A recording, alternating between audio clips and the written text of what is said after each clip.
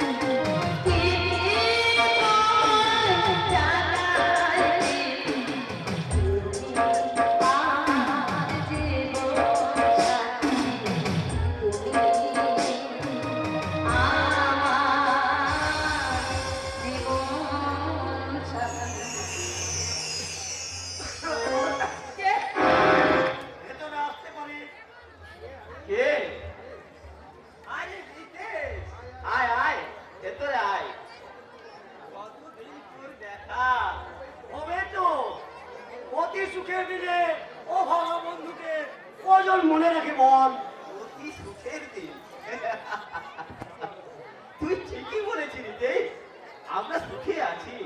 যাক, তুই কেমন আছিস বল? একেবারে ফাইলের চেয়েও সুন্দর। আর বৌদি তুমি তুমি যা ভাবছো তার চেয়ে একটু ভালো আছি। যাক, বাড়ির কোনো খবর রাখিস? আর না রাখারে কি আছে, যখন একে গ্রামে বাস করি। তাছাড়া কালকে ওখানে গিয়েছিলাম। তাহলে তাহলে আমার মা কেমন আছে বল? রোগ সজ্জায়, তবে ওষুধপত্রবিহীন। সে কি তাহলে ঠাকুরজি বাবা মা ওরা সব ঠাকুরপো বেকার নেই বেড হয়ে ঘুরে বেড়াচ্ছে। টাকা পয়সার অভাবে ঠাকুরজির কলেজে যাওয়া বন্ধ। আর সংসার চালানোর তাগিদে পাড়া লোকের জমিতে মুনিশ কাটছে। ভগবান, তাহলে তুই আছিস চিকন্দরিতে, পারিস না একটু সহযোগিতার হাত বাড়াতে? না, তুই জানিস যে সত্য, যে অভাব অন্টনে মারা গেল আজ অল্প সত্য সিদ্ধ রামকৃষ্ণ ব্যানার্জি কখনো কারো দয়ার দান গ্রহণ করে না। আমি যাবো রে রিতেশ, আমি যাবো। একবার অন্তত দূর থেকে ওনাকে দেখে এসে আমার পাপ কিছুটা ভয় করে আসবো রে। শোনো, একটা একটা রুমাল নিয়ে যাও কিন্তু। জানো, এই রুমাল দিয়ে কি হবে লক্ষ্মী? একটু একটু বাবার চরণের ধুলি নিয়ে এসবে, আর সেই চরণ ধুলি মাথায় নিয়ে আমার নারী জীবন আমি সার্থক করবো গো। আমার নারী জীবন আমি সার্থক করবো। কিন্তু আমি তো বাবার সামনে যেতে পারবো না লক্ষ্মী, তাহলে কিভাবে আনবো তুমি ওনার চরণ ধুলি? শোনো, তুমি দূরে দাঁড়িয়ে বাবার চলার পথের দিকে লক্ষ্য রাখবে। বাবা সেই পথে চলে গেলে, বাবা যাওয়ার পর তুমি সেইখান থেকে একটু চরণের ধুলি তুমি তুমি একটু রুমালে বেঁধে নিয়ে এসো গো। একটু রুমালে বেঁধে নিয়ে এসো, একটু রুমালে বেঁধে। বৌদি, আমি জানি না যে স্বর্গের দেবীরা তোমার চেয়েও কত বেশি সুন্দর। ঠাকুরপো, তবু সেই দেবীদের উপেক্ষা করে আমি আমি তোমার চরণে চালাই। ঠাকুরপো,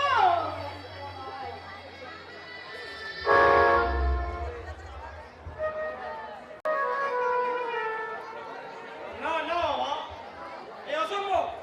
সত্যম বাবুর মতো এক সৎ মানুষকে ছেড়ে তার বাকি কোম্পানি ম্যানেজার পদ দেওয়া যাবে না। সে কথা আমিও জানি রঞ্জন, কিন্তু এই আবেদনপত্রে এমন উন্নয় বিনয় করে লিখেছে, সততা নেই, নিষ্ঠা, বিনয়, এগুলো সত্যম বাবুর অলঙ্কার বাবা, তাই তো ওকে ছাড়া যাবে না। বেশ, আজ আমি তাকে আমার বাড়িতে রেখেছি, তুমি এই ব্যাপারটা ফয়সলা করো। হ্যাঁ, হ্যাঁ, পয়সা হয়ে গেছে বাবা। সত্যম বাবু আমাদের কোম্পানির উন্নতির আলোক স্তম্ভ, তাই তো সেই আলোকে নিভিয়ে আমি অন্যকে নিবেদিত হতে চাই না।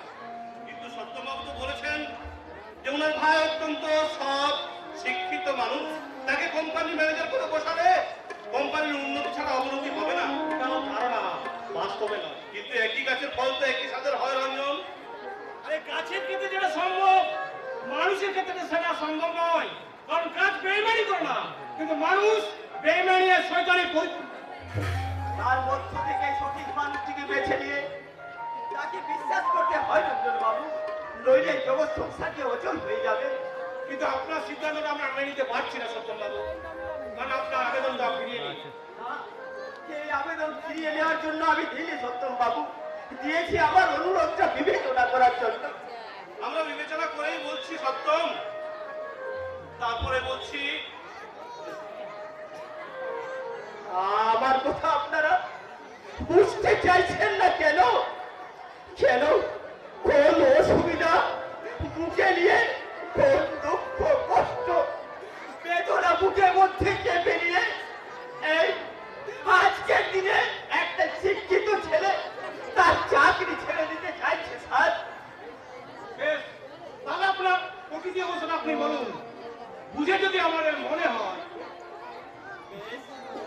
তাহলে শুনুন, আমাদের পরিবারের উপার্জনকারী খাবো মানুষ ছিলাম আমি। আমার একটা গঠিত কাজের জন্য বাবাই আমার তেজ্য পুত্র করেন। তোমার মতো ছেলের গঠিত কাজ কি কি সেই কাজ? আমার বাবা আজন্ম সত্য চিত্ত নিষ্ঠবান ব্রাহ্মণ। তিনি সন্ধ্যা গায়ত্রী জপ না করে তিনি জল স্পর্শ করেন না। কিন্তু কিন্তু আমি কাজ ছেলে হয়ে একটা বাউরি বাড়ির মেয়েকে বিয়ে করতে বাধ্য হয়েছি স্যার।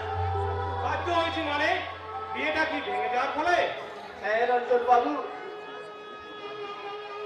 মৃত্যুর হাত থেকে মেয়েটিকে বাঁচাতে তাকে বিয়ে করা ছাড়া আমার আর কোনো উপায় ছিল না। এই মাত্র অপরাধ, আর এই অপরাধেই তুমি তোমার বাবার তেজ্য পুত্র?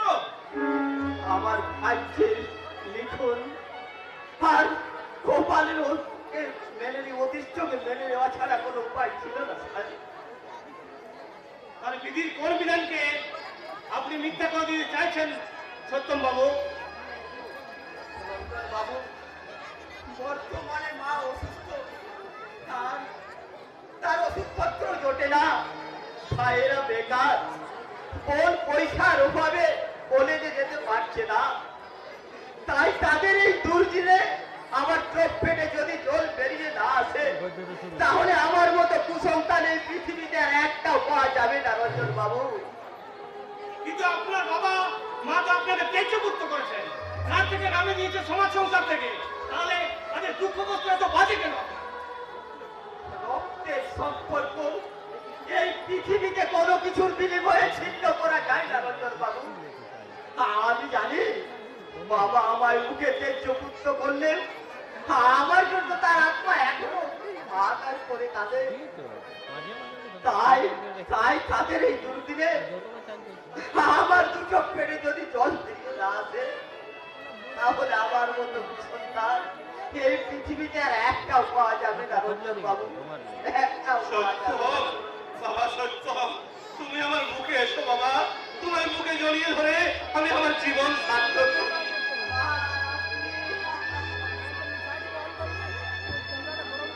জানি না পূর্বজন্মে কোন স্বীকৃতির ফলে তোমার বাবাই তোমার মতো সন্তান পেয়েছে, আর অদৃষ্টের কোন পরিহাসে তোমায় হারিয়ে হাহাকার করছেন, হাহাকার করছেন। আর সেই আকার কিছুটা বন্ধ করতে আমার চাকরিটা আমার মেজ ভাই জীবনকে দিন স্যার। আমি আপনার পায়ে আমার পায়ে ধরতে হবে না বাবা, আমি তোমার চাকরিটা এমনিতেই তোমার ভাইকে দেব। এই মুহূর্তে আমাদের কোম্পানি কোনো পোস্ট খালি নেই, নতুবা আপনার মতো খরচপত্রকে কোনো মতে আমরা হাতছাড়া করতাম না। রঞ্জন বাবু, না বাবু নয়, বলুন ভাই, আমি বিজনেসম্যান পাস করা একজন শিক্ষিত যুবক, কিন্তু আপনার মনুষ্যত্ব বিবেকের মানুষ কাছে আমি নিতান্ত মূর্খ। রঞ্জন বাবু, না না না, তুমি নিশ্চিন্ত মনে বাড়ি যাও সত্য। আগামীকালেই তোমার ভাই তোমার পোস্টে জয়েন করবে। হ্যাঁ, তবে তোমার বিপদে আপদে যদি কোনো আমার প্রয়োজন হয় তুমি নির্দ্বিধায় আমার কাছে চলে এসো, কেমন? আপনার কথা আমার মনে থাকবে স্যার। শুধু একটা অনুরোধ, বলো বলো, কি অনুরোধ? আমার কোথায় আমার চাকরিটা যে আমার ভাইকে দিয়েছেন এ কথা যেন অন্য কেউ না জানতে পারে স্যার। কেন? কারণ বাবা যদি জানতে পারেন তাহলে শিবকের রোজগারের টাকায় কেনা অন্য মুখে নাও করতে পারে স্যার। তাহলে আমার সকল প্রচেষ্টা যে ব্যর্থ হয়ে যাবে স্যার। বেশ, আমি কথা দিচ্ছি আমরা এই তিনজন ছাড়া আজকের এই ঘটনা কেউ জানতে পারবে না। আপনি আমায় বাঁচালেন স্যার। আপনার এই মহানুভবতার কথা আমার মুখে অক্ষরে লেখা থাকবে স্যার। আজকে আমি আসি স্যার। সত্যম, ও কি মানুষ না স্বর্গযুক্ত দেবদূত? বড় এক অশুভ মুহূর্তে এই নবমণ্ডল থেকে ছিটকে এসেছে এই বন্ধা পৃথিবীর বুকে। না, দেবদূত নয়, মানুষ, প্রকৃত মানুষ, যাদের যাদের মহত্বের গুণে এই পৃথিবীটা আজ এত সুন্দর। যাক, তুমি অবস্থা সামলাও, আমি একটু বাড়ি যাই। গুরুজনদের মুখে শুনেছি ঈশ্বরের শ্রেষ্ঠ সৃষ্টি মানুষ, কিন্তু এই সততার প্রমাণ এতদিন আমি পাইনি। কিন্তু হাতের কাছে এই প্রমাণ পেয়ে আমি নিজেকে ধন্য মনে করছি। আর সত্যম বাবুর কাছে পাওয়া শিক্ষা প্রমাণিত হলো ঠাকুর রামকৃষ্ণের বাণী, যাবৎ বাঁচি তাবৎ শিখি। Right you are, Mr. Ranjan. এক কথা চিরন্তন সত্য। তাই তাহলে আপনার শিক্ষাটা বাকি আছে, নেবেন নাকি? What do you mean? আপনার কথা তো আমি কিছুই বুঝতে পারছি না। বুঝবেন কি পারবেন কি করে? অর্থ আর ক্ষমতা মানুষ যখন পেয়ে যায় তখন সে বুঝে না বুঝা ভান করে। সত্যি সত্যি আমি কিছু বুঝতে পারছি না রঞ্জন বাবু। এই চাপকে মিলে একটু একটা করলেই বুঝতে পারবেন। বলুন, এত সাহস হয় কি করে একজন মালিকের মেয়েকে রাস্তাঘাটে অপমান করো, তার উপর লালসা হাত বাড়ানো? ও আই সি। দেখুন রঞ্জন বাবু, সেদিন আমার ঠিকটা একটু বেশি হয়ে গেছিল। তারপর আমি ম্যাডামকে ঠিক চিনতে পারতাম না, তাই ভুল করে। যে অপরাধ তুমি করেছো জানো তার শাস্তি কি? আমি আপনার পায়ে ধরে অনুরোধ করছি স্যার, দয়া করে এবারের মতো আমাকে ক্ষমা করে দিন। দেখবেন চিরকাল আমি আপনার পদসেবক হয়ে থাকবো। কথাটা মনে থাকে যেন। একবার যদি আমার বন্ধু দূরের কথা অন্য মেয়েদের উপর এই লালসা হাত বাড়ালে তার পেটের চামড়া তুলে দেবো, আর সেই সঙ্গে কোম্পানি থেকে বরখাস্ত করে দেবো। এই তোমার ফাইনাল ডিসিশন।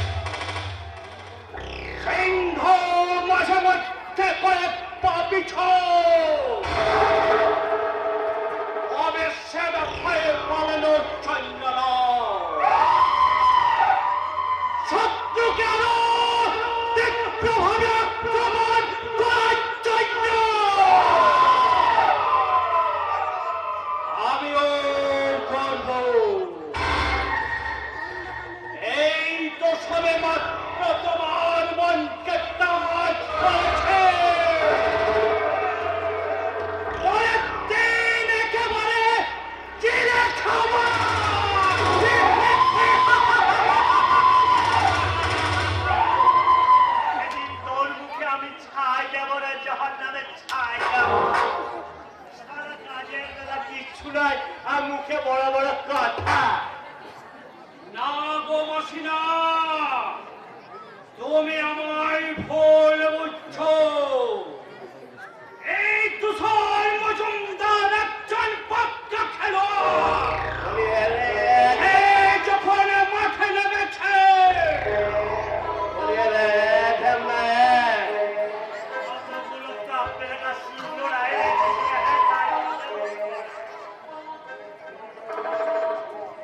শুধু মুখের কোথায় একটা মুখ ফাটালে তোর মুখ আমি কি যে ভেঙে দেবো।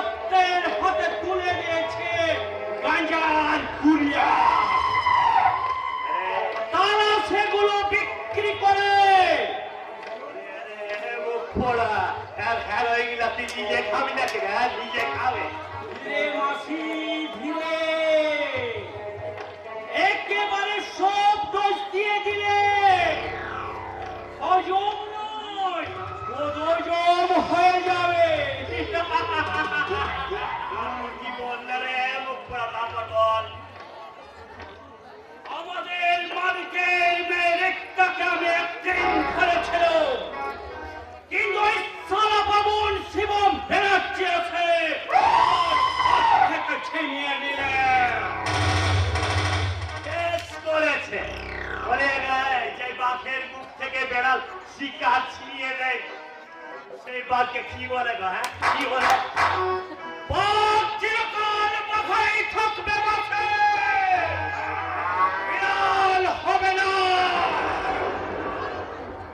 আর প্রমাণ দিতে আমি ওই শিবদের পর সীতার দিকে হাত বাড়িয়ে দেবে।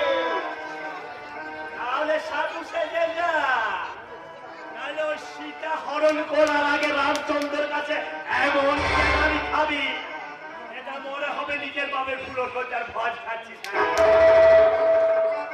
ও বুঝতে না পারলো, আমি পরিষ্কার বুঝতে পারছি বাপজননী। কি বুঝেছিস তুই? তোমার বাপের বিয়ের পুরো সজ্জা আমরা সবাই মিলে খেতে দেবো, যাবে তো নাকি? ও শালা, আমি 3 দিন আগে তোকে আমি তোকে জুতো কেনা করবো। এটা কি ধরনের নিমন্ত্রণ বাবা, যে খেতে যাবে বলে মারতে? হ্যাঁ, ওই কুকুরগুলোকে মারতে পারো, আর ওরা তো বিনা নিমন্ত্রণে যায়। তোকে বাকি নিমন্ত্রণ করলো রে? আমাকে না করো, তোমাকে তো করেছে বাপজননী, তাহলে আমার নিমন্ত্রণ হয়ে গেল। যেহেতু আমি সবসময় তোমার সঙ্গেই থাকি, জানো বাপজননী, তোমার সঙ্গে থাকি বলে সবাই আমাকে তোমার মতো হিসেবে বলে। তাতে কি তোর আধা জমি কাদা হয়ে গেল? কাদা হয়ে গেল। তুমি সে কথা কি করে বুঝবে? জানো জানো, আমার একটা বিয়ে করার শখ আছে, এরপর কোনো মেয়ে আমাকে বিয়ে করবে। ওই বিয়ের কথা বাদ দিয়ে আগে কাজের কথা বল। হ্যাঁ, কাজের কথা বল। বল সব স্কুলে ওই গাঁজা পুড়িয়ে পৌঁছে গেছে তো? হ্যাঁ বাপজননী, তাহলে গাঁজা বিক্রি বকেয়া টাকা খুব আদায় হয়েছে। 9,725 টাকা। দেখ দেখ, টাকাগুলো আমার দে তো দেখ। এই সেলের পরিমাণ কিন্তু 1 লাখে পৌঁছাতে হবে। হ্যাঁ, ওই গাঁজার নেশায় পুল হয়ে গেলে হেরোইনের প্যাকেট গুলো ওদের হাতে তুলিয়ে দিতে হবে। এই ছাত্র সমাজকে বম্বু করে খাওয়াতে হবে আমাদের লক্ষ লক্ষ টাকা, যা আগামী দিনে তোরা দুজনে ভাগাভাগি করে নিবি, বুঝলি? আর তুমি? আমি টাকা নিয়ে কি করবো? হ্যাঁ বলে আমি টাকা নিয়ে কি করবো? বলে এই 7 পুরুষ আমার কেউ আছে নাকি? আছে নাকি? তোরাই তো আমার একমাত্র ভূত আর ভবিষ্যৎ রে। তার এই সমাজটাকে ধ্বংস করে কার জন্য কামাচ্ছ এত টাকা? সে কি শুধু আমাদের জন্য? হ্যাঁ রে ধ্যামনা, হ্যাঁ টাকা কামাচ্ছি আমি শুধু তোদের জন্য ঠিকই, কিন্তু আমার এই বুকের জ্বালা যন্ত্রণা মেটার জন্য এই সমাজটাকে ধ্বংস করছি আমি। কিসের জ্বালা? হ্যাঁ জ্বালা, তীব্র অপমানের জ্বালা। সে জ্বালা বুকে নিয়ে এই সমাজ সংসারে আমার বাবাকে করতে হয়েছিল আত্মবিসর্জন। কি সেই ঘটনা বাপজননী? আমরা কি একটু শুনতে পারি না? বলছিস তাহলে শোন। আমার মাতার প্রথম সন্তান জন্ম দেওয়ার পরে সারা গ্রামে রটে গেল সে নাকি একটি দিনের জন্ম দিয়েছে। শুরু হয়ে গেল সারা এলাকায় কারাকারি আর হাসাহাসি উপদ্রবের পালা। ভাবতে অবাকও লাগে, সভ্য শিক্ষিত ভদ্র সমাজে একজন হিজড়েকে জন্ম দেওয়ার অপরাধে আমার বাবা মাকে সহ্য করতে হয়েছিল তীব্র লাঞ্ছনা বঞ্চনা। এইভাবে কেটে যায় কয়েকটি বছর, কিন্তু মানুষের তীব্র লাঞ্ছনা বঞ্চনা সহ্য করতে না পারে একদিন আমার বাবা মা এই সমাজের বুকে আত্মহত্যা করতে বাধ্য হয়ে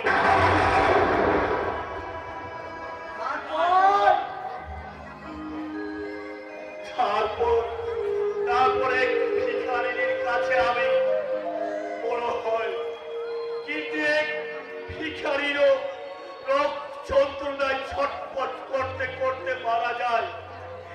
মরে যাওয়ার আগে আমাকে বলে যায় আমার জীবনের বেদনাময় ইতিহাস। শুনে আমি রাগে শোকে দুঃখে হয়ে উঠলাম বেপরোয়া। আর ওই কিছুদের তলে চোখটা দিয়ে আমি ভর্তি হলাম এই সমাজ ধ্বংসের কাজে। যে সমাজ আমার বাবাকে ওখানে আমার কাছ থেকে ছিনিয়ে নিয়ে আমার মুখে রেখে দিয়েছে জীবনের রূপরেখা, আমাকে সাজিয়েছে ধ্বংসের প্রতীক। সেই সমাজের বুকে আমার দয়া নেই, দয়া নেই, আছে শুধু জিজ্ঞাসা। সেই সমাজের বুকে আমি ধ্বংসের বিভীষিকা।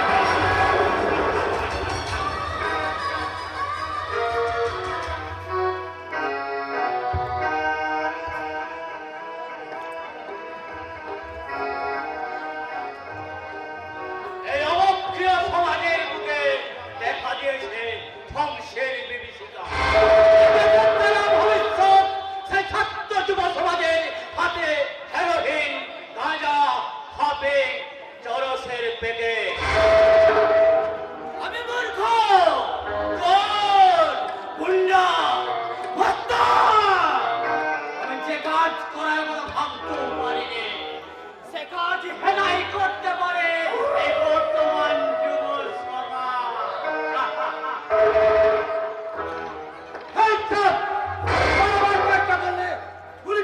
বাধ্য হবো। পালাবো কোনো স্যার, চুরি, ডাকাতি, খুন, খারাপি কিছুই যখন করিনি। তারপরে অনেক বড় অপরাধ করেছো তুমি। So you are under arrest. সেই অপরাধটা কি জানতে পারি স্যার? Of তুমি বিভিন্ন স্কুলের ছাত্র ছাত্রীদের মধ্যে হেরোইন, গাঁজা, ত্রস প্রভৃতি মাদকদ্রব্য পাচার করে বর্তমান যুব সমাজে ধ্বংসের কাজে লিপ্ত। আমাকে এতটা চাপে তুলে দেওয়ার জন্য অশেষ ধন্যবাদ স্যার। তার মানে কি বলতে চাও তুমি? এতদিন দেখে এসছি ওই শুভ কাজটিতে আপনাদের মতো শিক্ষিত ভদ্রলোকের ছেলেদের একচাটিয়া অধিকার। আমার মতো তারানার ফুটবস্তান ও কাজে খার কোথাও যেতে পারে না। আপনি আমায় এত বড় সম্মান দিচ্ছেন স্যার। তার মানে কি বলতে চাও তুমি? তোমার নামে বাড়ি গেছে, বাজে কথা বাদ দিয়ে এখন থানায় চলো। ওকে থানায় নিয়ে যাবেন না স্যার, ওকে নিয়ে যাবেন না। ওকে নিয়ে গেলে ওই অসাধু মানুষগুলো মুখা পেটে মারা যাবে sir. What do you mean? তোমার কথা তো আমি কিছুই বুঝতে পারছি না। পারবেন কি করে স্যার? যাদের এই পেট ভর্তি খাবার, পকেটে ভর্তি টাকা, আর সারা দেহ মন আত্ম অহংকার পরিপূর্ণ, সেই সব মানুষগুলো ওই ফুটপাতে বেঁচে থাকা মানুষগুলো কি করে বুঝে দেয়? কেন কেন পারবো না? আমিও তো একজন মানুষ। তাহলে এই নিরপরাধ মানুষটিকে ছেড়ে দিন স্যার। হঠাৎ তুমি ওর হয়ে কথা বলছো কেন? আমি তোর হয়ে কথা বলিনি, আমি সেই সব মানুষগুলোর হয়ে কথা বলছি। আমি রাজা সাহেব, যারা ওর দোহাই দু বলা দু মুঠো খেয়ে ওই ফুটপাতের ধারে আজও বেঁচে আছে। তাই বলছি স্যার, কারো মিথ্যা সন্দেহের পরিচয় লোকে ধরে নিয়ে গিয়ে সেই সব মানুষগুলোর ভুখা মানুষগুলোর পেটে লাফিয়ে মারবেন না। কিন্তু ভিখারি বাবা, ওনাকে এত ওনার দায়িত্ব পালন করতে হবে, যেহেতু আমার নামে ওয়ারেন্ট আছে। সে অনেককে কবে কোন উদ্দেশ্য করেছে তা আমি জানি না, তাদের সম্পূর্ণ মিথ্যা আমি হলফ করে বলতে পারি। কিন্তু রাজা সাহেব, এলাকার কারা যারা ওর দয়ে খেয়ে পড়ে বেঁচে আছে? ও তেমন কিছু নেই স্যার, একজন ভিখারি আর এই বস্তির কিছু নিরন্ন ছেলে মেয়েকে দুবেলা রান্না করে খাওয়াই। যাক চলুন। যাবো, নিশ্চয় যাবো। তার আগে বলো তো, এত খরচ তুমি চালাও কিভাবে? 5 জনের তৈয়ারদারি স্যার।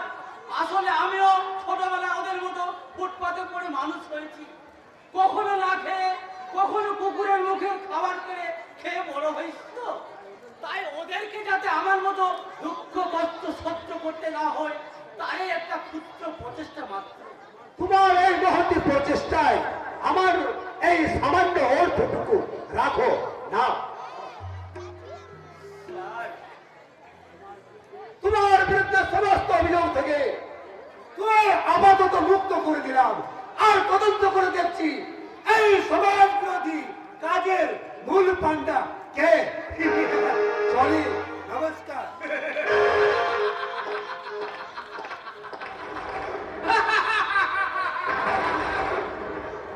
প্রকৃত পান্ডাকে আমি জানি স্যার, আমি জানি। কি বলছো ভিখারি বাবা, তুমি জানো?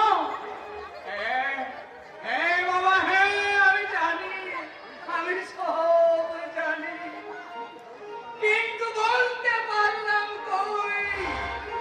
দেশ ও দশের মঙ্গলের জন্যে ওই সমাজ বিরোধী প্রতিরোধেও তাদের নামটা আমি বলতে পারলাম না বাবা। কিন্তু কেন? কারণ সে যে আমার এই সন্তান।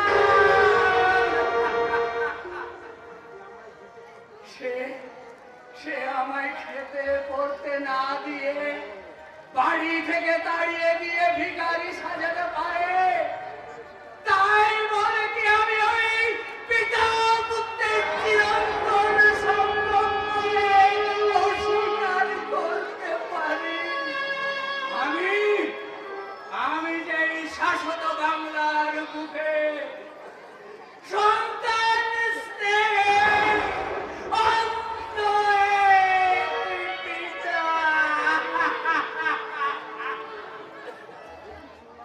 কি শুনলাম, ভিখারি বাবার ছেলে তুষার বাবু নাকি এই পাপ চক্রের মূল নায়ক? সমাজ ব্যবস্থা সভ্য শিক্ষিত চাকুরিজীবী ছেলে বেশি রোজগারের আশায় সমাজ বিরোধী কাজ করতে পারে না নিজের বাবার মুখে অন্ন তুলে দিতে।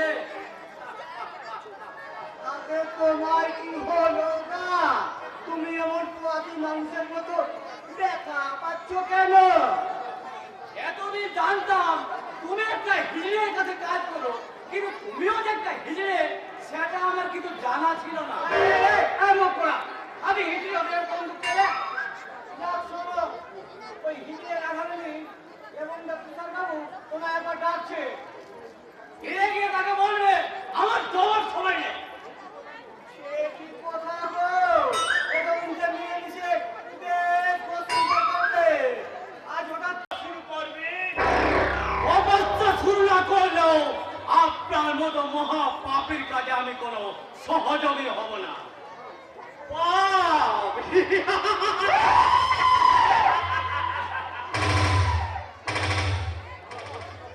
সারা বস্তিবাসী চারানার গুন্ডা সে এসেছে পাপ পুণ্যের বিচার করতে।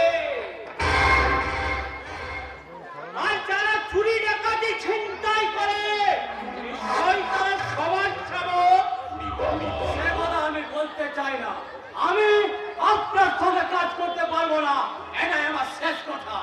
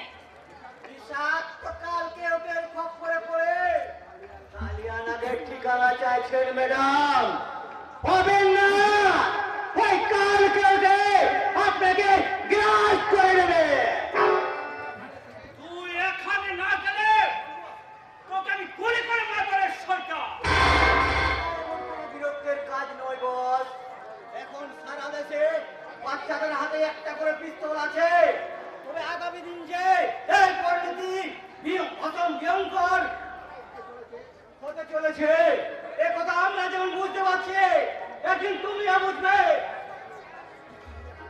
হাগা গঙ্গারা জানোয়ার একটা। বাইরে বাই, তুমি কি যেন বলছিলে? না মানে ও তেমন কিছু না। হ্যাঁ, আমি অন্য কাউকে জিজ্ঞাসা করে নিচ্ছি। অন্য কারো কাছে যাবে কেন সীতা? আমি তোমার এলাকার দেশের ছেলে থাকতে দেশের ছেলে তার মানে? তুমি আমায় না চিনলেও আমি তোমায় ভালোভাবেই চিনি। তুমি তো সেই দেবীপুরের রামকৃষ্ণ ব্রাহ্মণের মেয়ে সীতা। না মানে তুমি, না মানে কিন্তু তুমি কিভাবে? আমারও পরিচয় দেব, এবং তুমি যেখানেই যেতে চাও আমি তোমাকে সেইখানেই নিয়ে যাব। এসো, আমার গাড়িতে নিয়ে যাবো। এসো। না না, আমার হাতটা ছেড়ে দিন। তাছাড়া আপনার গাড়িতে আমার কোনো যাওয়ার দরকার নেই। দয়া করে আমার হাতটা ছেড়ে দিন। ছেড়ে দিন বলছি। ছেড়ে দিন। ছেড়ে দিন। না, না, ছেড়ে কেন? দিন। কেন চিৎকার করবে? আমি তোমার এলাকার ছেলে। না, তুমি আমায় ছেড়ে অন্য লোকের সাথে মজা করবে, আর এটা আমি সহ্য করব। বাঁচাও! বাঁচাও! আমাকে বাঁচাও! আমাকে ছেড়ে দাও! আমাকে বাঁচাও! আমাকে বাঁচাও!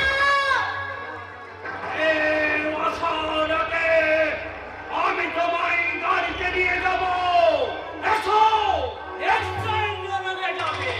তাই না শয়তান? আয় আয়, আমি তো হেলোরকে পাঠাবো।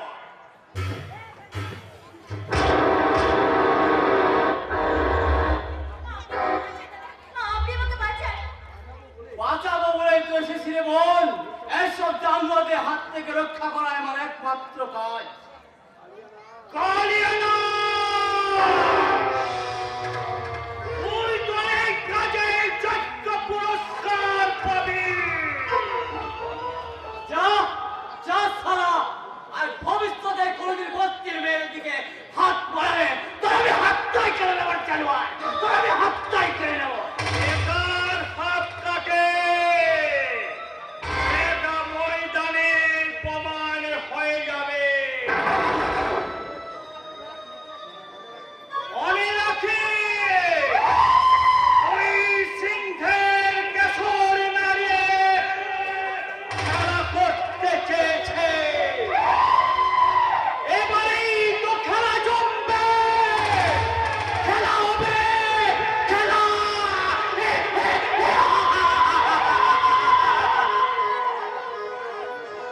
আপনি এখানেও না?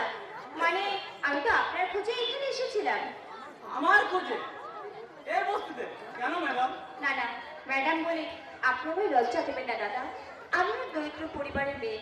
তাছাড়া যে কোনো একটা চাকরির সন্ধানে। আমার মতো অভাগার কাছে এসব কাজ আমি কাজ দিতে পারবো?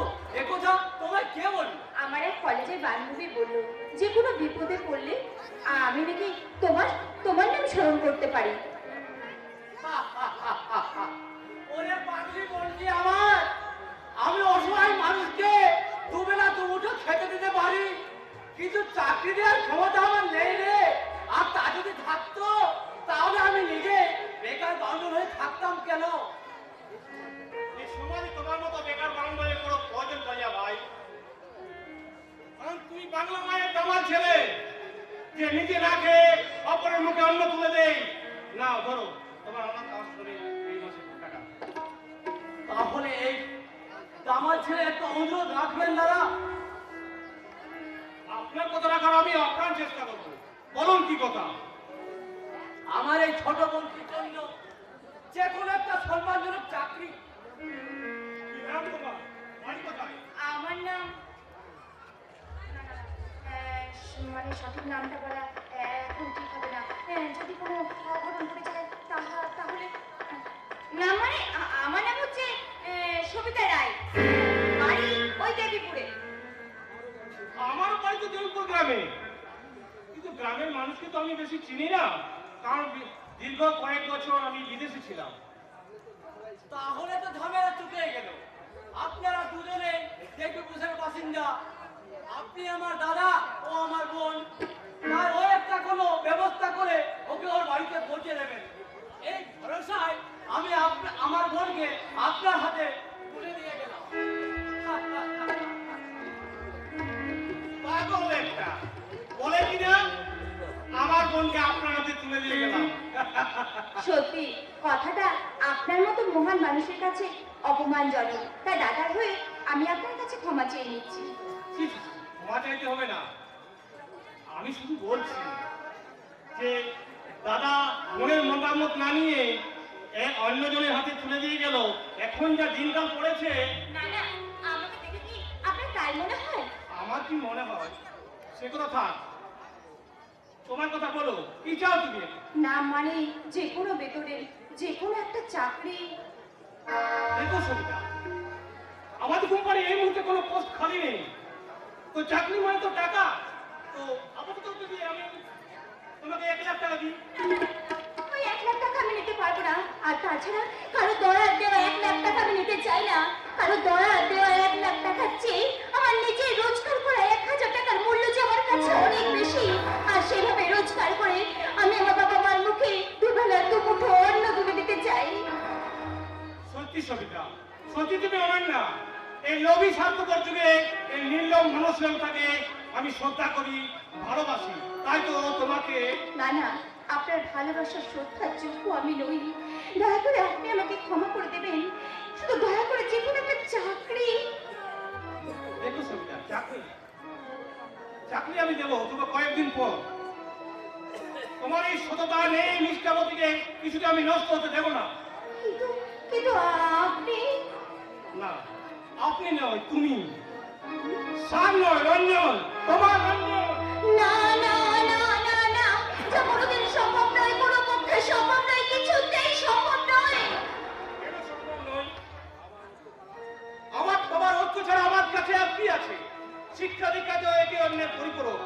তবে এই ব্যবধানটাকে গুছিয়ে চিৎকার করে বলতে পারি, প্রেমিক আশিক আওয়ারা পাগল মজনু दीवाना प्रेमिक आवारा पागल मजनू दीवाना मोहब्बत देना हमको मिले बैठो समझो मुझ परवाना दीवाना प्रेमिक आशिक आवारा पागल मजनू दीवाना।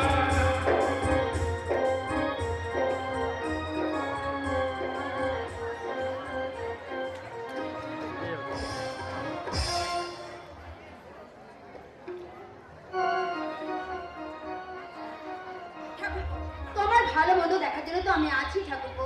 সুতরাং ওই চাকরি দিয়ে এসব নিয়ে তোমার এখন মাথা না ঘামালেও চলবে। তা বললে কি হয় বৌদি? আমি লেখাপড়া শেষ করে ঘরে বসে থেকে আমার সঙ্গে সঙ্গ দেবে জানা ঠাকুরপো।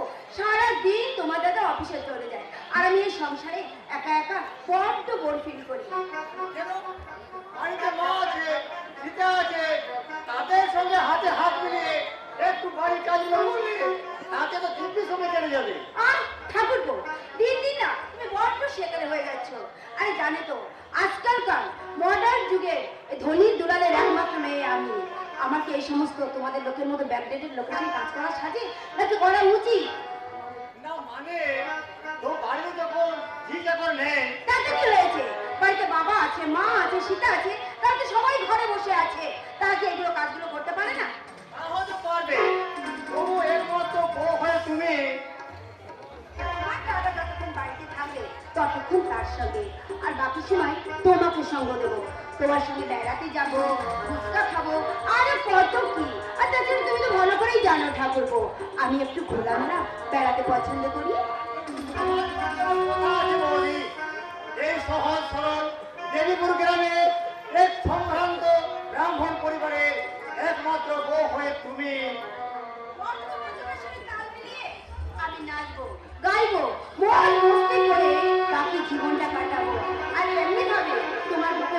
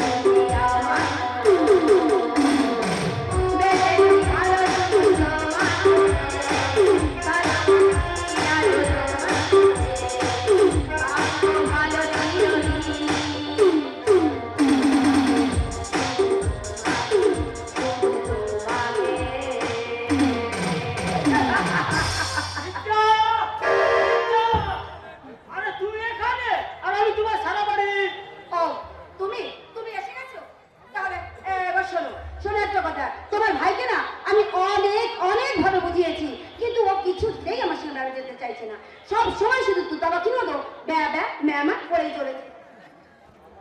বাবা মা চিরকাল কারো থাকে না রে ভাই, তাই জীবনে ওরাই সব নয়। জীবনটাকে পুরোপুরি উপভোগের রাস্তায় ঘুরতে গেলে আমার আগে প্রয়োজন টাকা, যা এখনো আমি রোজগার করতে পারিনি।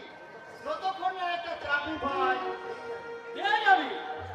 আরে আমি যখন তোর মাথার উপরে আছি, তোর তো চিন্তা কিসে? যতদিন না একটা চাকরি পাচ্ছি, প্রয়োজন মতো সব টাকা তোর বদির কাছ থেকে নিবি। তোর বদি কি টাকা না দেওয়া বলেছে? না, তা বলেনি মেয়েটা, তবে আমার তো বিবেক আছে। আরে আরে আরে, তোমার এই জাগ্রত বিবেকটাকে আমার কাছে বন্ধক রাখো ঠাকুরপো। তার বিনিময়ে তুমি আমার কাছে যা চাইবে আমি দু হাত ভরে তোমাকে দেবো। সুন্দরম, তুই আমার একমাত্র আদরের ভাই, আর তোর বদি আদরের দেও। তার জন্য আমাদের ওদের আর কিছুই নেই। আর তুই তো জানিস এখন আমার মাইনে ছাড়া উপর ইনকাম ভালোই হচ্ছে। তাছাড়া আমার কাছে তোমাদের দু ভাইয়ের মধ্যে কোনো ফারাক নেই। তাহলে ওই কোথায় রইল? যতদিন না একটা চাকরি পাচ্ছি, প্রয়োজন মতো সব টাকা তোর বদির কাছ থেকে নিবি। আমার প্রয়োজন মতো আমি ছেড়ে মেয়েটা, বর্তমানে আমি বেকার। সেই বেকার জীবনকে অতিবাহিত করতে একটা তো অবলম্বন চাই। আর আমার জীবনে তোমরাই সেই অবলম্বন মেয়েটা, তোমরাই সেই অবলম্বন। বাহ, তোমার বুদ্ধি প্রশংসা না করে পারছি না রেখা। ধীরে ধীরে সুন্দরমকে দেখছো ভালোই বস করেছো। না গো না, আমি বস করতে তেমন পারিনি, তবে যেটুকু পেরেছি সবই যে তোমারই শিক্ষা। তোমার এই উপযুক্ত শিক্ষা না পেলে আমি আমি যে ব্যানার্জি বাড়ির আদর্শ গৃহবধূ হতে পারতাম না।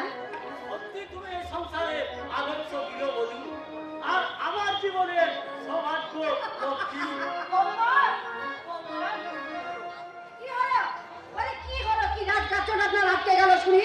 না মানে বলছিলাম কি মা, সকালবেলায় ওই সে কলতলায় একটু বাসনগুলো সব পড়ে আছে মা, সকাল থেকে পড়ে আছে। তাই তুমি যদি একটু হাত লাগিয়ে দিতে। ওসব সাধারণ কাজে আমাদেরকে ডাকছো কেন মা?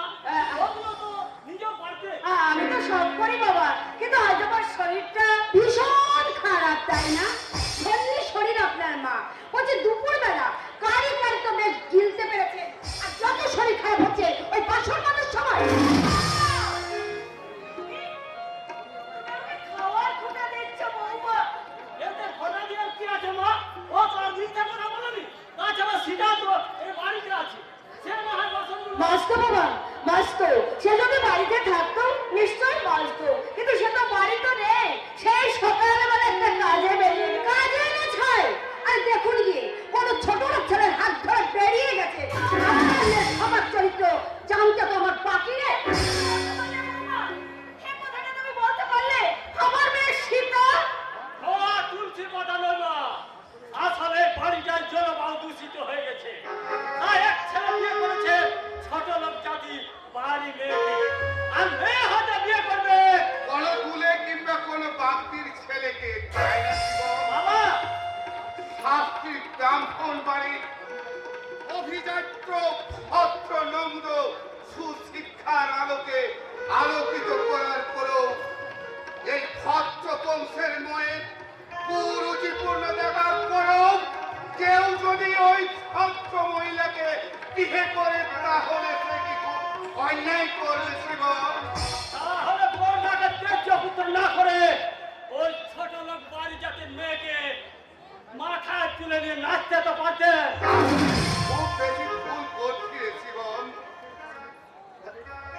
শাস্তি কুচরিত্র এই ব্রাহ্মণ বাড়ির শিক্ষিত মেয়ে কৌতুকপূর্ণ স্বভাব চরিত্র দেখার পরেও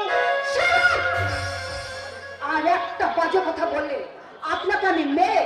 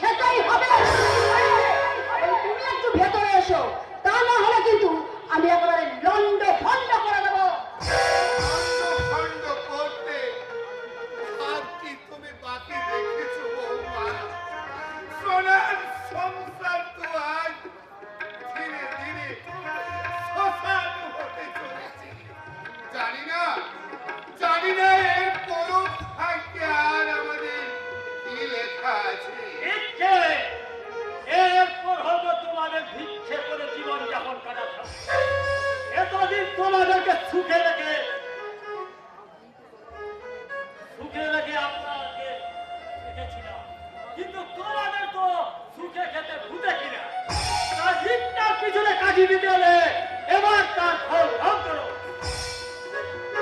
নতুন করে আর কি ফল ভোগ করবো বাবা? সব ফল হজম করে বলছি ওরে ওরে তোরা সুখে থাক বাবা, তোরা শান্তিতে থাক। আমরা কোথায় যাবো? কে খেয়ে বেঁচে থাকবো? এই সংসারের কাছে আমাদের করণীয় কি? ভিক্ষে তোমার ছেলেরা তো প্রতিদিন এই গেছে সারদা। এবার এবার ওই তো আমাদের দুজনকে ওই পথে পথে ভিক্ষে না বাবা না, না বাবা না, কিছুতেই না। আমি বেঁচে থাকতে তোমাদের কিছুতেই আমি ভিক্ষা করতে দেবো না বাবা। কিন্তু কিন্তু তুই একটা সামান্য মেয়ে সামান্য মেয়ে হলেও মেয়েরাও পারে বাবা, মেয়েরাও পারে তাদের বাবা মার মুখে তোমার এত মুঠো অন্ন তুলে দিতে। তুই সকালবেলা কোথায় গিয়েছিলি? ছেলে কোথায়?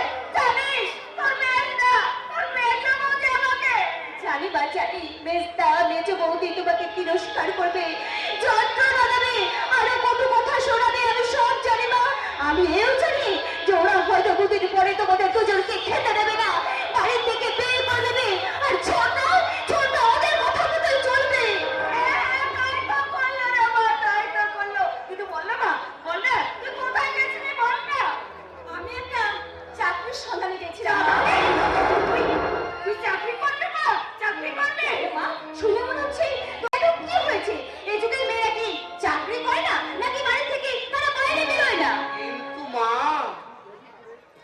দেশের যা অবস্থা, মেয়েরা পথে ঘাটে বের হওয়া মানেই শিওরে বিপদ। তাই তাই ওই বিপদকে ঢেকে না এনে তুই মা না বাবা না, থাক। আমাদের আমাদের পূর্বপুরুষকে তুমি আর স্মরণ করে দিও না। আমি জানি যে বংশের পর্দা ত্যায্য পুত্র হয়ে যায়, মেজদা কিন্তু দাস হয়ে মোর পদসেবা করে তোমাদেরকে লাঠি ঝাঁটা মারে খেতে দেয় না, বাড়ি থেকে বের করে দেয়, তোমাদের সঙ্গে গরু ছাগলের মতো ব্যবহার করে। ছোটটা ছোটটা অন্ধ চালে মোহ হয়ে তোমাদের কথা একবারও ভাবে না, একবারও ভাবে না। সংসারের প্রতি তার একটা কর্তব্য আছে, তোমাদের প্রতি একটা কর্তব্য আছে।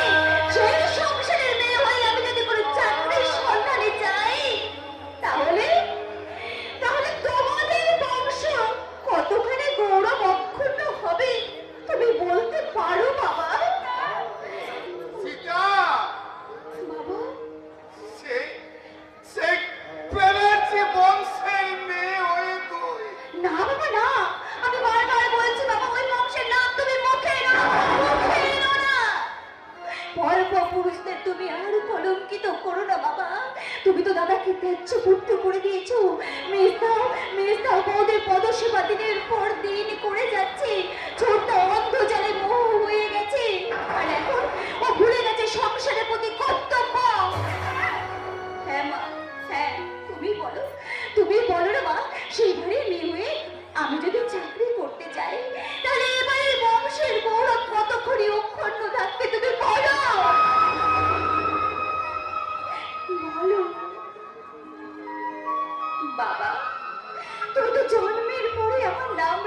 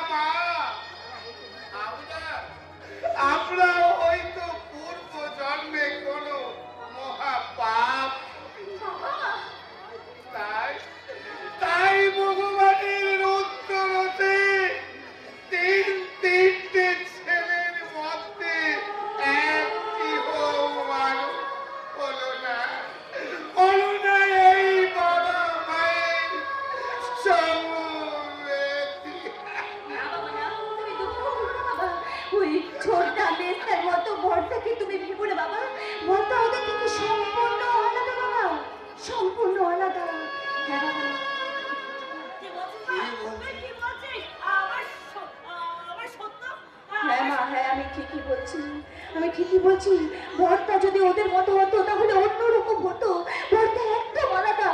তা না হলে যে রাস্তা দিয়ে বাবা প্রত্যেক দিন হেঁটে চলে যায়, দাদা ওই গাছে আড়াল থেকে অপেক্ষা করে, বাবা চলে গেলে সেই পদগুলো থেকে ধুলো নিয়ে তার মাথায় ঠেকায়, তারপরে সেই ধুলো একটা রুমালে বেঁধে দিয়ে রাখে মা। মা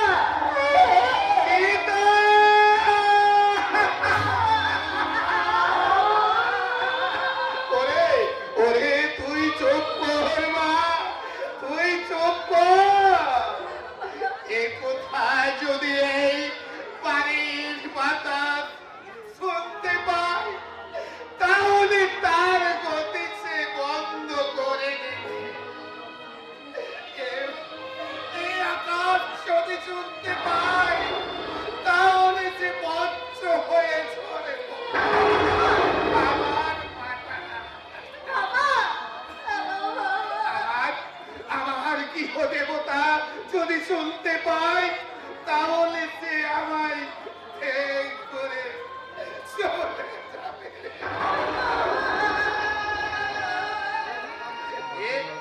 হে রাধা মাধব, জীবনে আমি তোমার কাছে কিচ্ছু চাইনি ঠাকুর, আর আজ আমি তোমার কাছে চাইছি ঠাকুর,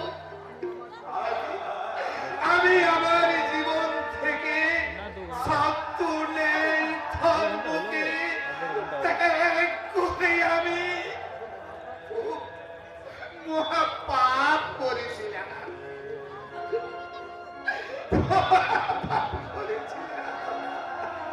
সেই সেই মহাপাপের প্রায়শ্চিত্ত করার সুযোগটুকু তুমি আমায় দিও ঠাকুর, সুযোগটুকু তুমি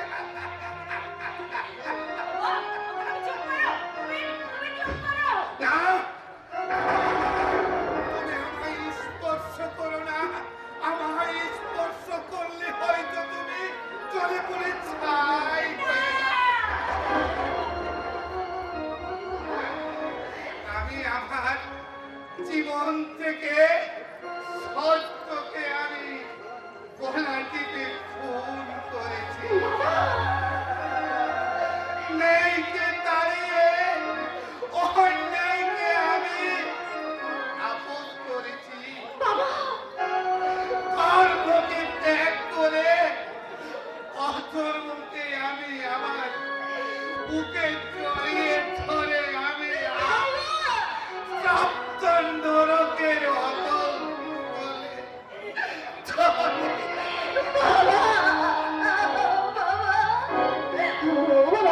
বাবা চলো না, বাবা চলো না, বাবা গো চলো, তুমি আর মা আর আমি মিলে আমার সেই বড় দাদার বড় বৌদিকে সবাই মিলে ফিরিয়ে আসো। চলো না বাবা, চলো না বাবা, চলো। আরে মা না, আমি নিজে সত্য ভক্ত হয়েছি ঠিক। কিন্তু আমার সন্তান তাকে আমি সত্য ভক্ত বলতে পারবো না। সত্য সত্য আমার আদর্শবান ছেলে এবং সে জ্বলন্ত কুলো।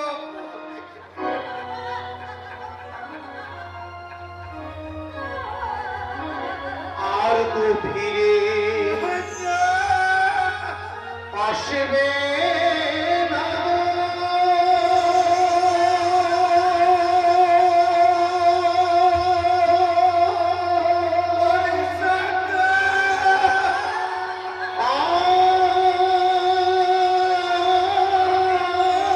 আসবে না ফিরে।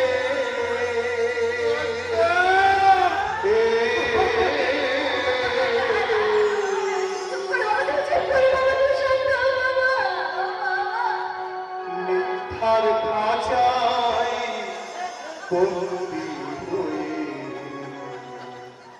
গেছে সে রাত্রি।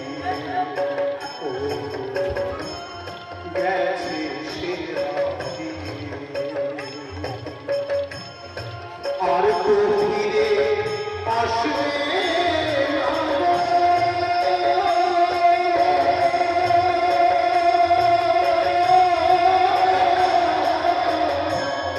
আসবে না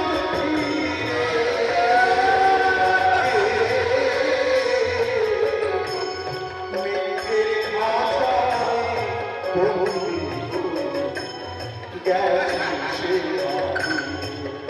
ও গেছে সে রাতে।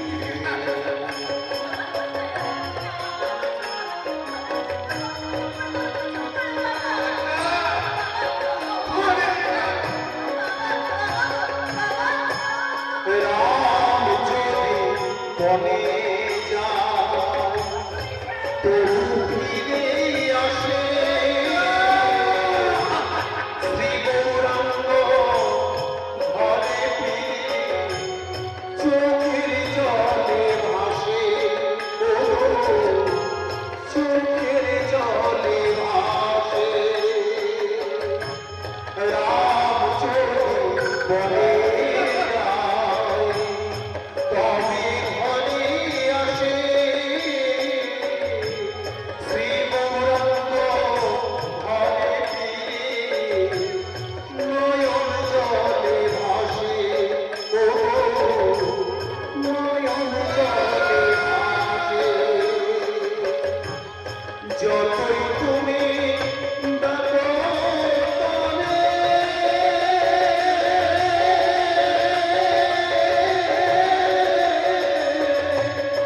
আসবে না ফিরে।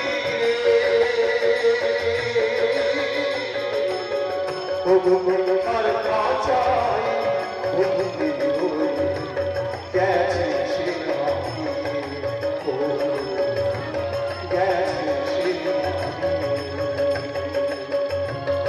আর তো ফিরে আসবে না গো।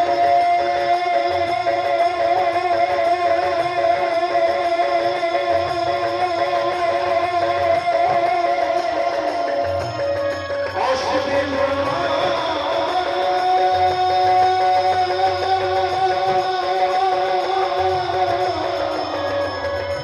আসবে না আর ফিরে।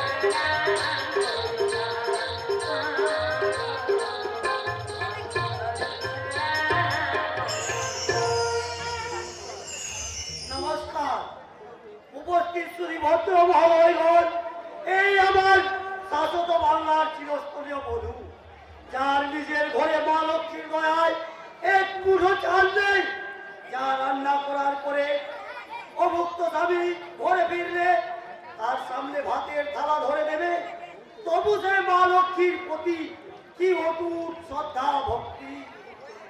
সমস্ত দুঃখ যন্ত্রণা বুকে চেপে রেখে নিজের পেটে কিনবে এরা দেব দেবী দুজনের প্রতি শ্রদ্ধা ভক্তি পরাকাঠা দেখতে ভুলে যায়নি। এই জন্যই তো বুঝি বলে সংসার সুখের হয় এই রমণীর গুণে। তুমি কখন এসেছো? আমাকে কিছু না বলে এক পাশে দাঁড়িয়ে কি ভাবছো? ভাবছি মন্দিরে প্রবেশ করার আগে কাকে প্রণাম করব, ওই মৃগময়ী নাই চিরময় প্রতিমাকে? ঠাকুরপো, মন্দিরে দাঁড়িয়ে এসব কথা বললে মাকে যে অসম্মান করা হয় ঠাকুরপো। না বৌদি না, ওই মাটির প্রতিমা যদি প্রাণ পেত তাহলে তো নিজেই বলে দিত আগে তোমার মতো চিরময়ী প্রতিমাকে প্রণাম করতে।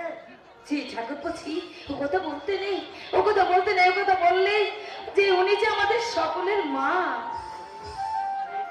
সে মায়ের ওপার করুণাই বাড়িতে যে এক দানা চাল নেই বৌদি, তাহলে কাজ থেকে ফিরলে অভুক্ত স্বামী সত্যমকে কি খেতে দেবে বল? এসব নিয়ে তোমাকে কোনো চিন্তা করতে হবে না ভাই, ওটা আমি ঠিক ম্যানেজ করে নেব। জানি বৌদি জানি, সে ক্ষমতা তোমার আছে। তোমার এই মিষ্টি কথার স্বর্গীয় ভালোবাসার পরশে তার ক্ষুধা তৃষ্ণা সব তুমি ভুলিয়ে দেবে। ঠাকুরপো, এই হতভাগা, তুই তো বিয়েই করিস না, তাহলে এত কথা জানলি কি করে? আমি স্ত্রীর পবিত্র ভালোবাসা কি জিনিস? আমি তোমাদের দুজনকে দেখেই শিখেছি, তাই তো আমি ভেবে পাই না যে তোমাদের এই জুটিকে রাবি চণ্ডীদাস, হর পার্বতী, লক্ষ্মী নারায়ণ, রাম সীতা এদের কোন জুটির সঙ্গে তুলনা করব? থাক ভাই, কারোর সঙ্গে তোমাকে তুলনা করতে হবে না। তোমরা দু বন্ধুতে এখানে বসে বসে একটু গল্প করো, আমি ততক্ষণ তোমাদের দু বন্ধুর জন্য চা করে নিয়ে আসছি। দাঁড়া বলি, যাবার আগে এই ব্যাগটা নিয়ে নাও। কি আছে ব্যাগে? চাল আর কিছু সবজি। চা করার আগে উনুনে ভাতটা চাপাও। তুই আমার এসব করতে গেলি কেন রিতেশ? একদিন না হই আমরা না খেয়ে থেকে যেতিস আর আমি বাড়িতে পেট পুরে খেতাম। ছি ছি ছি ছি ছি ছি ছি। এ কথা বলতে তোর লজ্জা করলো না? তোরা উপবাস করে থাকবি আর আমি বাড়িতে পেট পুরে। আচ্ছা ঠাকুরপো, তুমি কি করে জানলে যে আমাদের বাড়িতে চাল নেই? সকালবেলা বাড়িওয়ালাকে বাড়ি ভাড়া দিতে গিয়ে শুনি আমার আগে তুমি বাড়ি ভাড়া দিয়ে এসেছো। তখনই আমি বুঝে গেছি আজ বাড়িতে নির্ঘাত হানি বন্ধ। তাই বাড়িওয়ালাকে 2 বছরের টাকা অ্যাডভান্স দিয়ে আমি বাজার করে নিয়ে এলাম। ঠাকুরপো, রিতেশ, রিতেশ, তোর এই ঋণ আমি কি করে শোধ করবো বলতে পারিস ভাই? আচ্ছা আচ্ছা তুই কি চাস বল, এ বাড়ি আসা আমি বন্ধ করে দিই? কেন তুই হঠাৎ এসব কথা বলছিস কেন ভাই? তোর কথা শুনে মনে হচ্ছে তুই আমার এ বাড়ি আসা পছন্দ করিস না। না না, তুই ও কথা বলিস না রিতেশ। তুই আমার ছোট ভাইয়ের চাইতো অনেক বেশি রে। তাই আমি চাই পরজন্মে গেলেও তুই আমার ভাই হয়ে- না, বল শত্রু হয়ে জন্মান, তাতে মনে একটু শান্তি পাবো। ঠাকুরপো, এ তুমি কি কথা বলছো?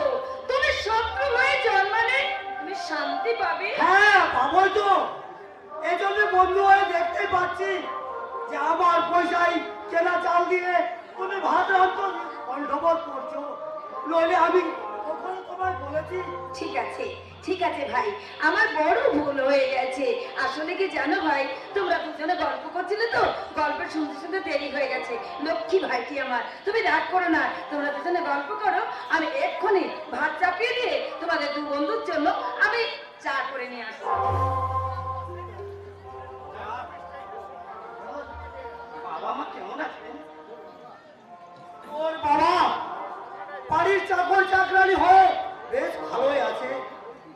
কি বলছিস তুই? শিবম চাকরি পেয়ে বেতন আর ঘুষের টাকায় চটুম্ব হয়ে ধরাকে ধরাজ্ঞান করে ফেলেছে। আর তোর ছোট ভাই কি হয়েছে তারই অনুগামী। আমার আমার বড় ভয় হচ্ছে রে সত্যম, শেষ বয়সে তোর বাবা মার শেষ আশ্রয় বৃদ্ধাশ্রম না হয়। না না, এ হতে পারে না। বাবা মায়ের এই কষ্টটা দেখবি। বর্তমানে শিবম মানুষ থেকে একটা জানোয়ারে পরিণত হয়েছে। আর সীতা ও এবার বনবাসে পাঠাবে, নয়তো সে নিজেই বলবে, মা ধরিত্রী তুমি দিদা হও, আমি তোমার কোলে মুখ লুকাও। কি বলো রে সীতেশ, করতে চাইলাম সেই হয়ে গেল বাদর। কিন্তু কেন? কোন মহা পাপ আমি করেছিলাম বলে আমার বাবা মা। ছাড় পোকা গো ঠাকুর, ছাড় পোকা। সে গরিবের বাড়িতে হোক আর বড় লোকের বাড়িতে হোক, বংশ বিস্তার করাই হলো তার আসল কাজ। ওই তাদের পাবে তুমি ভুগতে যাবে কেন গো? হ্যাঁ, তুমি ভুগতে যাবে কেন? তাদের পাবে তারা নিজেরাই ভোগ করছে। ওই ভগবানের বেচার তোর এক পাশ হেলায় গো, এক পাশ হেলায়। তুমি হঠাৎ আমার বাড়িতে, এ বাড়ির ঠিকানা তুমি জানলে কি করে? হায় রে আমার পোড়া কপাল, আমরা জানি না এমন কাজে দেশে ঘটে নাকি গো। বলি তোমার বইয়ের পেটে বাচ্চা এলে যদি আমরা জানতে পারি, তাহলে ভাবো তো আমাদের চোখকে ফাঁকি দিয়ে কোনো কাজ করা যায়? আমি এখন চলি রে সত্যম, ওদিকে বলি পরে একদিন এসে চা খেয়ে যাবো কেমন? বলি বলি চা করছে বুঝি? বলি এলো বলি বলি কি হলো না কি হলো? ছেলে হলো না মেয়ে হলো? না, না, না, ছেলে মেয়ে কিচ্ছু হয়নি, তবে যা হয়েছে আপাতত এক কাপ আপনি চাই খেয়ে নিন। আরে ঠাকুর কোথায় গেল? ওর বিশেষ কাজ আছে, তাই সে চলে গেছে, বলেছে পরে আসবে। মোদি বলি এই পরে পরে কবে আর হলো? হ্যাঁ না, ওটা চেষ্টা করো হয়নি। তুই বাছা না দিল, হ্যাঁ তুই বাছা না দিল। বর্তমানে দেশের যে অবস্থা, তাতে বাজা হওয়া কি খুব খারাপ হবে? তাহলে রে, আমাদের চলবে কি করে না? হ্যাঁ? আমাদের চলবে কি করে? বলে আমরা না খেয়ে মরবো নাকি? হ্যাঁ না খেয়ে মরবেন কেন? সরকার তো আপনাদের জন্য নানা ভাতা চালু করেছেন। ফাটা নয় গো বড় বাবু, ফাটা নয়, বড় একটা করে ফাটা দেব বলেছে। সারা খাতা আমার ওই নেতাদের মুখে, নেতারা মুখে বলে এক কথা, কাজে নেতা করে এক। সেটা তো এই দেশে নেতাদের ধর্ম দিদি ভাই। তা হঠাৎ আপনি এ বাড়িতে? দেখতে এলাম গো বৌদিমণি, দেখতে এলাম। বলি ছেলে হয়ে বংশ রক্ষা হলো, না মেয়ে হয়ে অন্যের বাড়ি আলোকিত করে নিজের বাড়ি অন্ধকার করলো? হ্যাঁ, কিন্তু আগে তো তোমরা খবর পেলে ছেলে নাচাতে আসতো, এখন তো দেখছি আগে খবর নিতে আসছো। দেশ এখন উল্টো পথে হাঁটছে গো বড় বাবু, দেশ এখন উল্টো পথে হাঁটছে, আর মানুষ হাঁটবে না তাই কি হয়? তারপর আমি একটু অন্যভাবে ভিজলে যে শুধু ছেলে মালায় না চাই না গো, ছেলে মেয়ে না চাই না, প্রয়োজন হয়ে মায়ের গল্প থেকে ছেলেকে টেনে টেনে গিয়ে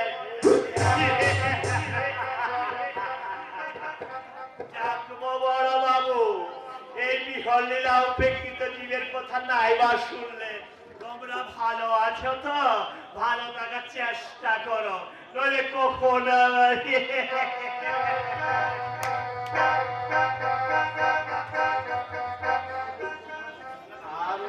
আজ ওর কোথায় অন্য সুসরা গেল কেন রক্তি? তা তো জানি না। মানুষের মঙ্গল চায়, জীবিকার জন্য ছেলে না চায়, নাকি ওর কোনো গোপন উদ্দেশ্য আছে? তা তো জানি না গো, তা তো জানি না।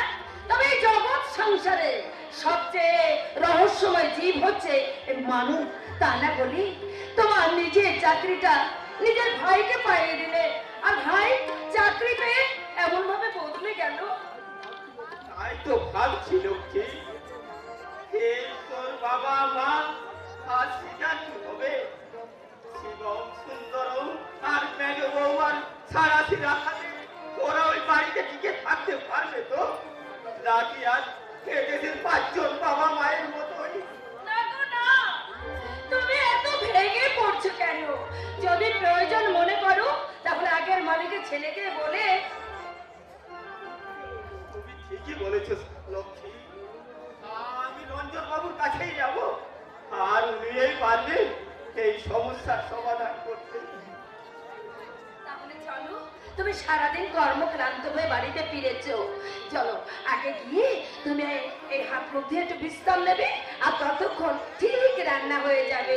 চলো আগে এসো, এসো, চলো। কিন্তু এমনি ভাবে কতদিন চলবে লক্ষ্মী?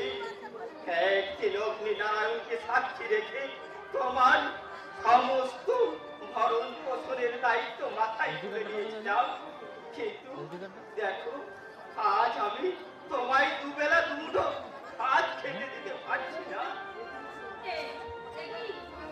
তুমি কেন এমন অবান্তর কথা বলছো গো? কেন এমন অবান্তর কথা বলছো? যার মাথার উপর তোমার মতো নর নারায়ণের আশীর্বাদে হাত থাকে, তার মনে দুঃখ, যন্ত্রণা, ব্যথা, বেদনা থাকবে কেন গো? কেন থাকবে? সেটা চিরকাল, সারাটা জীবন ধরে সেই নর নারায়ণের পদ সেবা করে বলবে, তব মন মন্দিরে পেয়েছি গো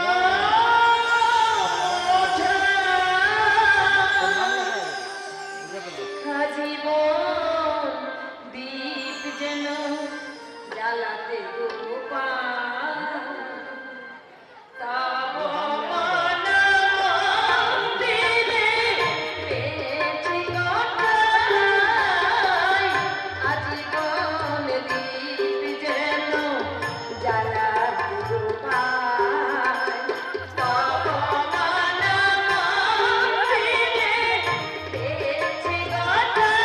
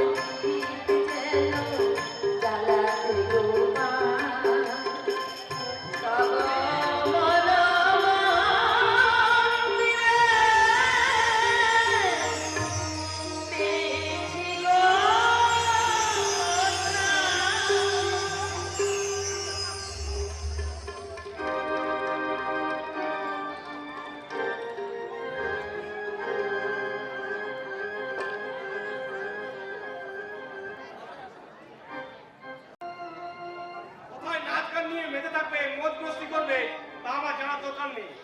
কিন্তু অফিসের কোনো কাজে কাউকে আমি সহ্য করবো না। তা আমি জানি স্যার, আর সেই জন্যই তো কাজের ব্যাপারে একদম আমি নিখুঁত স্যার। তাহলে দিনের পর দিন গোডাউন থেকে মাল চুরি হয়ে যাচ্ছে কেন?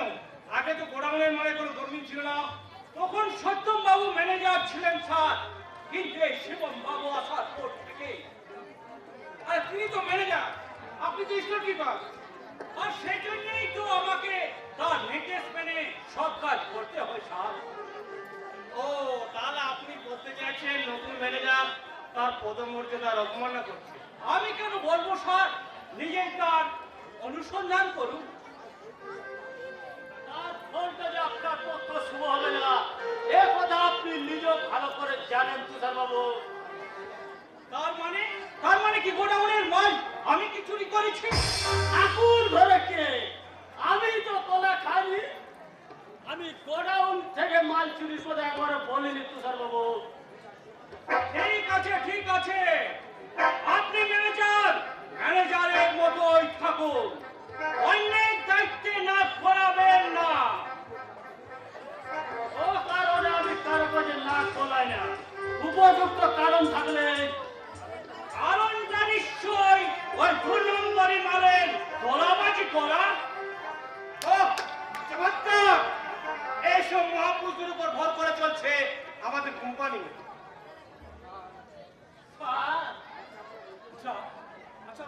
পারবেন? এই আপনাদের মতন সাধু সন্ন্যাসী নিয়ে চললে এই কোম্পানি বন্ধ হতে আর কত সময় লাগবে? এ কথা বলছেন কেন স্যার? আমরা তো কেউ যে সাধু পুরুষ নন তা আপনাদের কথাতে স্পষ্ট প্রমাণ হয়ে গেছে। আপনারা নিজেই প্রমাণ করে দিয়েছেন যে কোনো অন্যায় অবিচার কাজ করা একে অন্যের ভুল পুরো। না না, আপনি ভুল করছেন স্যার। হ্যাঁ, মস্ত বড় ভুল আমি করেছি। এতদিন এই অসাধু উপর মানুষদের উপর ভর করে, কিন্তু আর নয়, এরপর আমি আমার পথ নিজেই বেছে নেব। স্যার আমি বলছিলাম কি, নেবার আপনাদের কারো কথা আমি শুনতে চাই না। এরপর যদি গোডাউন থেকে মাল চুরি হয়, যিনি চোর হিসাবে ধরা পড়বেন, বিগত দিনের সমস্ত চুরি হওয়া মাল তাকে ক্ষতিপূরণ লাগবে, আর উপহার হিসাবে থাকবে পুলিশের হাত করা মহেন্দ্র।